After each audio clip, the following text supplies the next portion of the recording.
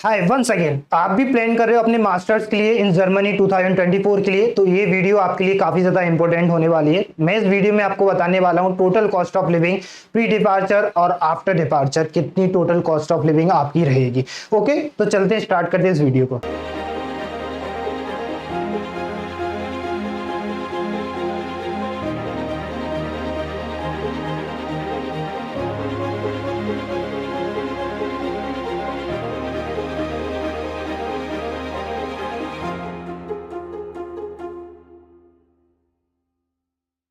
Okay, so move on करते हैं कि क्या आपकी कॉस्ट ऑफ लिविंग रहेगी। क्या इस वीडियो में मैं आपको बताने वाला हूँ प्री डिपार्चर और आफ्टर डिपार्चर कॉस्ट। मैंने आपको बोला तो है प्री डिपार्चर कॉस्ट होती क्या है, आफ्टर डिपार्चर कॉस्ट होती क्या है। बेसिकली आपका जब फ्लाइट से पहले का जितना भी आपका खर्चा रहेगा वो आपकी प्री डिपार्चर कॉस्ट होती है, और फ्लाइट जब आप वहां पे पहुंच जाते हो देन वो आपकी आफ्टर डिपार्चर कॉस्ट में काउंट होती है। ओके, सो जैसे ही मैंने यहाँ पे टेबल ऑफ देखेंगे, टेबल ऑफ कंटेंट में मैंने काफी सारे पॉइंट लिखे। यूनिवर्सिटी एप्लीकेशंस का क्या आपकी फीस रहेगी, आइल्स टोफिल का कितना क्या खर्चा रहेगा, वीजा अपॉइंटमेंट का कितना खर्चा रहेगा, आपके ब्लॉक अकाउंट का, health insurance, semester contributions and final cost आपकी क्या रहेगी ओवरऑल। ओके, सो मूव करते हैं अपनी एप्लीकेशंस की तरफ। एप्लीकेशंस बेसिकली दो तरीके से होती है, जो इससे पहली वाली वीडियो में मैंने आपको बताया कि दो तरीके से आप अप्लाई कर सकते हो। पहला, आप खुद की ऑफिशियल वेबसाइट पे आप जाके अप्लाई कर सकते हो, अदरवाइज देन यूनी असिस्ट के थ्रू आप अप्लाई कर सकते हो। जब आप यूनी असिस्ट के थ्रू आप अप्लाई करेंगे तो जिसकी एक कॉस्ट रहती है, जब आप फर्स्ट टाइम रजिस्ट्रेशन करोगे, अप्लाई करोगे, तो उसका 75 यूरो आपको चार्जेस रहता है। इसके बाद आप जितनी भी एप्लीकेशंस में अप्लाई करोगे, फॉर एग्जांपल आप 4 एप्लीकेशंस या 5 एप्लीकेशंस में अप्लाई करना चाह रहे हो, तो फर्स्ट एप्लीकेशंस की आपकी 75 यूरो रहेगी, बाकी की 4 एप्लीकेशंस की आपकी फीस रहेगी 30 यूरो के आसपास। ओके, जब आपके मान के चलो आपने 75 फॉर एग्जांपल मैंने यहाँ पे लिखा भी है 45 euro plus 1 application 30 euro multiply by 4, तो आपका टोटल कॉस्ट 17,195 यूरो के आसपास आपको पड़ेगा यूनिवर्सिटी के थ्रू। ओके, जब आप ऑफिशियल वेबसाइट पे आप विजिट करोगे, उनकी खुद की ऑफिशियल वेबसाइट पे, वहां पे आप एप्लीकेशन स्टार्ट करोगे कुछ स्पेसिफिक प्रोग्राम के रिगार्डिंग या स्पेसिफिक यूनिवर्सिटीज के रिगार्डिंग जिनकी रिक्वायरमेंट है कि आप हमारी एप्लीकेशंस करिए हमारी खुद की ऑफिशियल वेबसाइट पे, तो वहां पे आपको देखने के लिए मोस्ट ऑफ द टाइम कोई भी आपको अमाउंट पे नहीं करना रहेगा। देन कुछ एक्स्ट्रा सर्टिफिकेट वो आपसे मांगेंगे जो कि आपकी रिक्वायरमेंट रहेगी, जैसे एपीएस सर्टिफिकेट हुआ जो कि रिक्वायरमेंट रहेगी, जिसका कॉस्ट मैंने बताया था 18,000 रहता है। कुछ बीपीडी का सर्टिफिकेट आपको रिक्वायरमेंट रहेगा जिसका भी कुछ एक मिनिमल अमाउंट रहता है, वो भी मैं आपको डिस्क्रिप्शन में मेंशन कर दूंगा क्या आपकी पूरी टोटल कॉस्ट ऑफ लिविंग रहेगी। ओके, देन आप मूव ऑन करते हैं सेकंड पॉइंट्स, आपका आइल्स और टोफिल या जीआरई जीमेट जो भी आपके प्रोग्राम्स की रिक्वायरमेंट है उन एंट्रेंस एग्जाम की, तो कितना कॉस्ट जाएगा।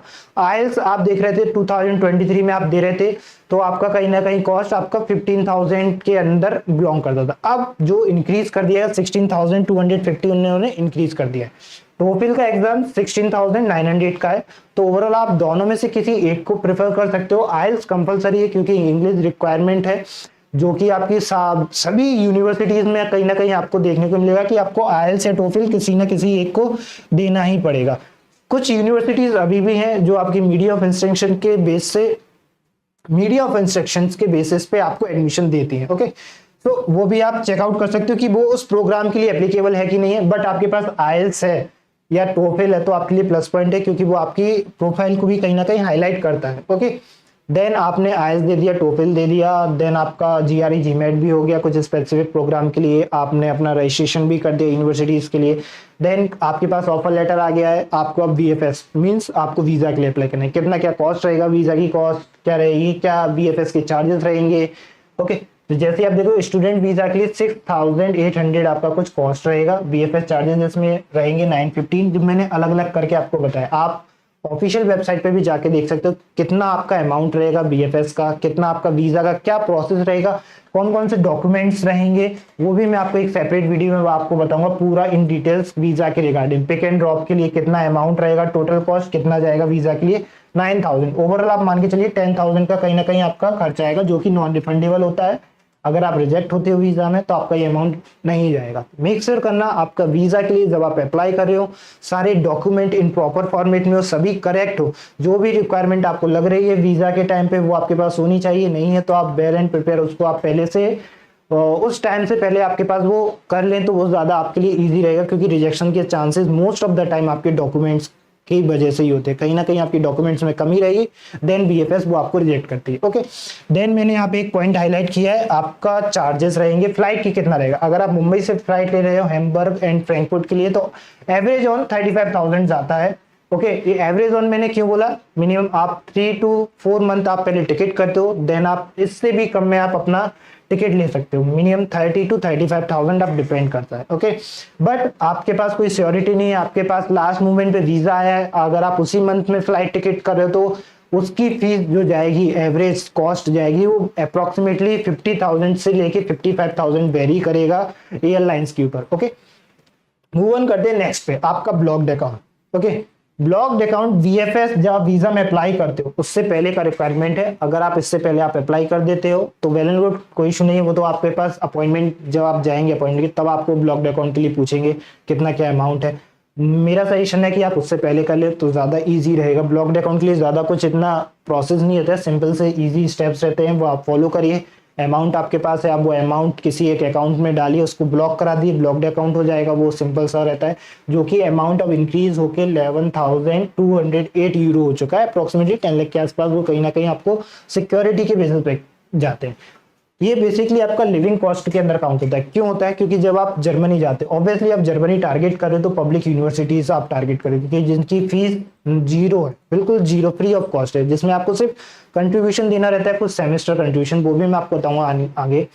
ओके, देन इसके अलावा जो आपका रहता है ब्लॉक्ड अकाउंट, जब आपने ब्लॉक कर दिया, हेल्थ इंश्योरेंस देखेंगे, वो भी कंपलसरी रहता है आपके वीजा के टाइम पे, जिसमें 108 यूरो एवरेज ऑन रहता है, जो आपको पर मंथ देना पड़ता है। आप इससे पहले भी आपको वीजा के टाइम पे हेल्थ इंश्योरेंस लगेगा, आफ्टर वीजा भी आपको लगेगा। Pre departure cost, sorry after departure आप जब आप पहुंच जाएंगे तो आपको मंथली बेसिस पे आपको हेल्थ इंश्योरेंस करवाना पड़ेगा, वो कंपलसरी है। तो मान चलिए वो 90 यूरो से लेके 110 यूरो तक वेरी करता है, वो डिपेंड करता है एजेंसी टू एजेंसी, आप कहाँ पे आप अपने लिए अप्लाई कर रहे हो हेल्थ इंश्योरेंस के लिए। ओके, मैंने एक चीज आपको बताना भूल गया, जो हेल्थ इंश्योरेंस का रहेगा और ब्लॉक्ड अकाउंट का, वो उसी के अंदर ही काउंट होगा 11,000 के अंदर।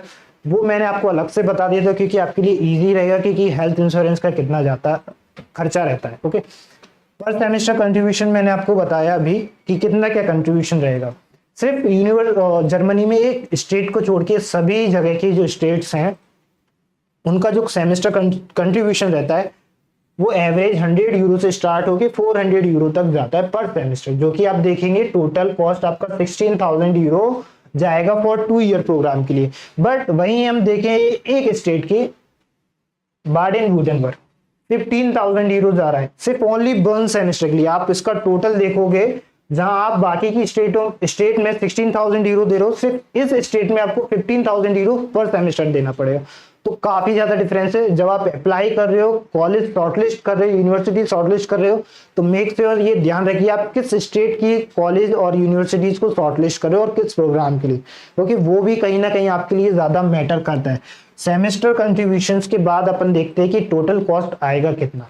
Total cost average on day आप देखोगे 11 लाख टू लेके 30 लाख तक आपका कहीं ना कहीं जाता है, क्योंकि काफ़ी सारी चीज़ें आप कुछ अमाउंट छोटा छोटा देना पड़ता है। कहीं नोटरी आप करा रहे हो, बेसिकली अब नोटरी तो नहीं है, अब एपीएस सर्टिफिकेट गवर्नमेंट में लागू कर दिया है, तो उसके लिए आपको एक अमाउंट देना है।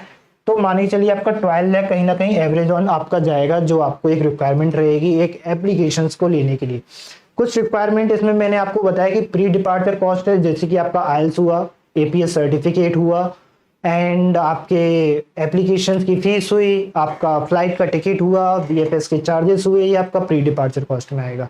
ब्लॉक्ड अकाउंट भी बेसिकली आप बोल सकते हो, प्री डिपार्चर तो नहीं बोलूंगा क्योंकि वो आपका सिक्योर अमाउंट है, वो आप जाके यूज करोगे तो वो आपके आफ्टर डिपार्चर में काउंट होगा। ओके, सो ये पूरा टोटल कॉस्ट मिक्सर ध्यान रखिए आपका 12 लाख तक जाएगा, तो आपके पास ये अमाउंट होना चाहिए, देन आप अप्लाई कीजिएगा। कहीं ना कहीं आपके पास इतना अमाउंट भी नहीं, तो आप काफ़ी सारी अभी फैसिलिटीज अवेलेबल है मार्केट में, जो कि आप स्कॉलरशिप के थ्रू आप ये लोन अमाउंट देख सकते हो इजीली कहीं ना कहीं।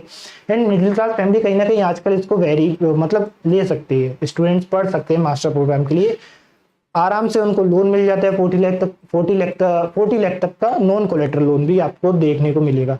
लोन के लिए मैं सेपरेट वीडियो बनाऊंगा, आप उसको भी जाके चेकआउट कर सकते हैं। ओके, मिलते हैं नेक्स्ट वीडियो में, थैंक यू सो मच।